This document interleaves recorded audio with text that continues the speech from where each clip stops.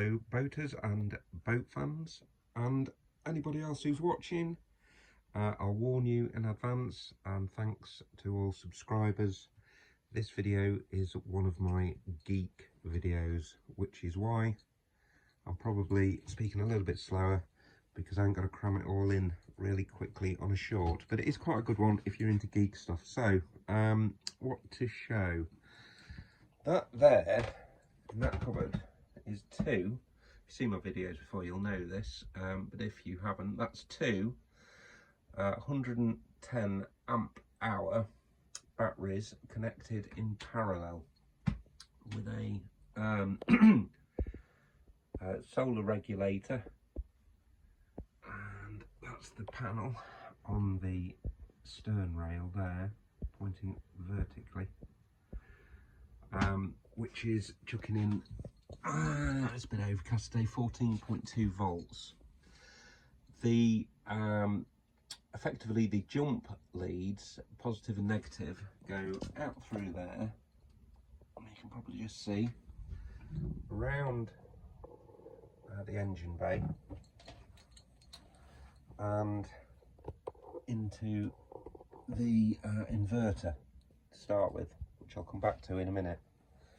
The reason those two batteries are in there is, one, they when I'm at sea power the auto helm, which just does draw quite a bit of juice, and also while I'm at sea they power, and at shore,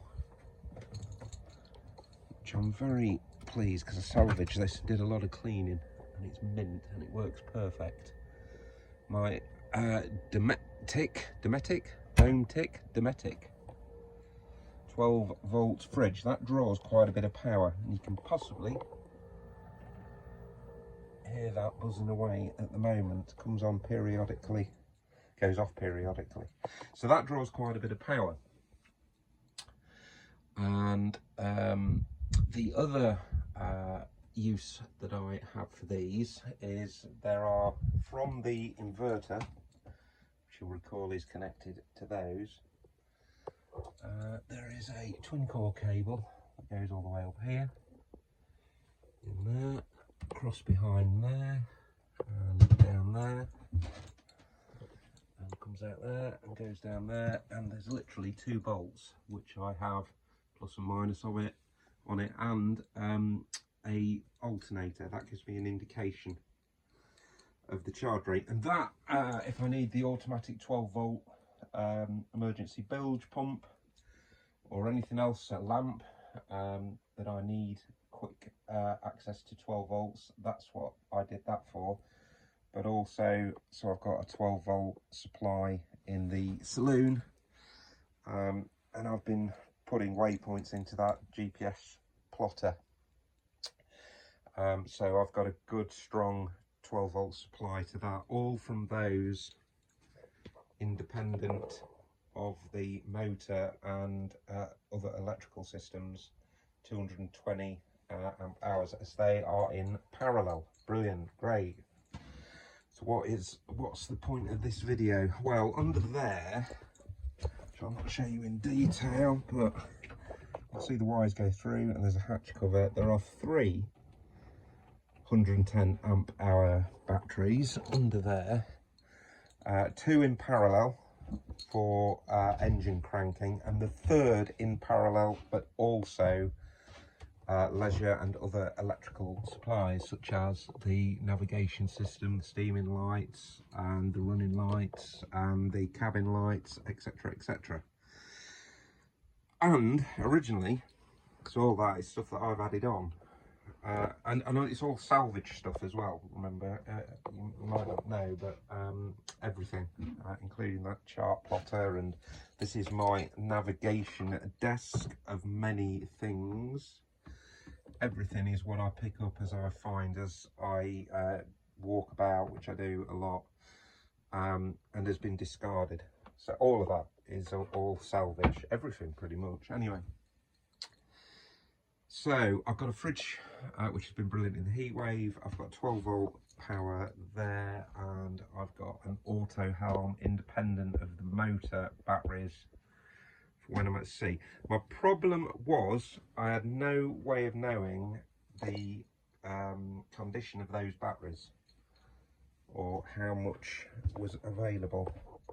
So what I did was I swapped over from the cranking batteries, which was a permanent, to the cranking batteries, the Victron IntelliCharger, which you can access through Bluetooth and gives you detailed information of what's going on in your batteries. Plus you've got a recondition facility, plus you can do 30 amps or you can do 15 amps.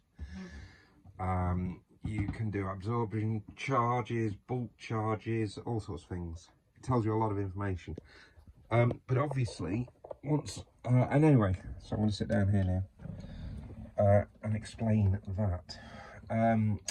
So I tested it, and lo and behold, the batteries needed a high amp charge, which was about 17 amps, and overnight it gradually worked its way down to about half an amp until the fridge kicked in. Then it'd go up to 3, and then the fridge would come off and it'd go back to 0. So it proved to me that it worked. And what I really needed was a way that Victron charger can charge the cranking batteries and the leisure batteries, which are in parallel down there, and the auxiliary batteries, which are those two independent down there. And that there is my solution. And it's actually quite simple, and it's very, very well put together. The key part was that, and again, bear in mind, I like to do and attempt to do things for free.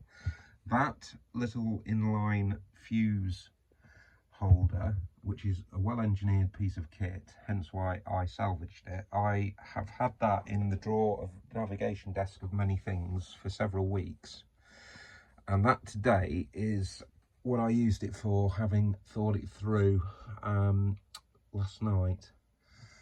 So let's start there. That positive and that negative inlet goes down there and into the inverter, where the positive goes up here and into the fuse holder.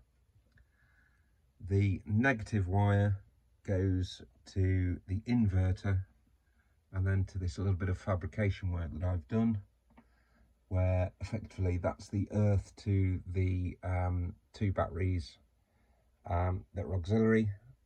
That's the earth that comes in from down there, which is the main engine, and they're connected through that L-shaped plate, and then a single wire goes up to the negative terminal output on the Blue Smart Charger. Brilliant. And then you've got the positive coming out of the Victron charger, and you've got a positive there which goes to the positive of the cranking batteries. So effectively that's a switch.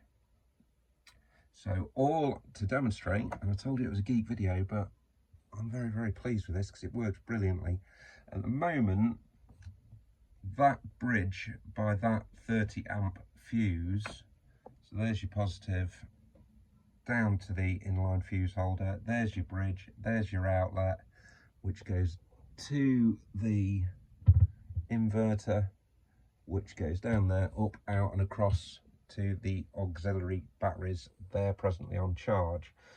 I can check those on my phone, get a good understanding of the position of those batteries, and then if I think, oh, I'm going to go out to sea, I want to just check the engine cranking batteries, it's this simple. And I've checked it on my phone doing this as well, which obviously I can't do as I'm filming. But as soon as I pull that fuse out, the output from the Victron charger goes from whatever it is to 0, and then I literally put it in the top one, and that's your switch. So now the Victron charger is picking up and reading the 3 batteries down there, and it is charging them. So effectively that's a switch, so I can get a reading, and it was free. Took me a bit of doing, working it all out, but it's free. And also the inverter, if I wanted to, I can switch over to the auxiliary batteries when I'm at anchor, say, for example. That there goes up to the consumer unit. It's not at the minute, that's shore power, but it's that one. And if I plug that in, so that's 240 volts going to the Victron charger, and have that fuse in there, when I'm at anchor, I'm drawing off the auxiliary batteries, which will have been fully charged because I'd have charged them before I gone out, and the Victron charger is then charging the cranking batteries, reducing the risk or eliminating the risk of flat batteries when you're at anchor, which I'm reliably informed by C-Start, the equivalent of the AA, going out to boats at anchor at Easthead and whatnot, that have flattened their cranking batteries, is one of the most regular rescues that they do. Anyway, so that's it. So batteries, fridge, auto helm, 12 volt output, powers the Ray Marine, cranking batteries down there, switch between the two down there. That's how I did it. Any comments, let me know. I'm not an expert, but I do think things through, and I do things for free. I have a principle of using salvaged items. Everything's free. Boating's very, very cheap, unlike the myths that you hear a lot of people say and things like that. That's it. Brilliant video. I hope you think, not saying that myself, but there we go. Out for now. Have a fab day. 11 minutes. Bloody hellfire. Well, it was a geek video, I did warn you.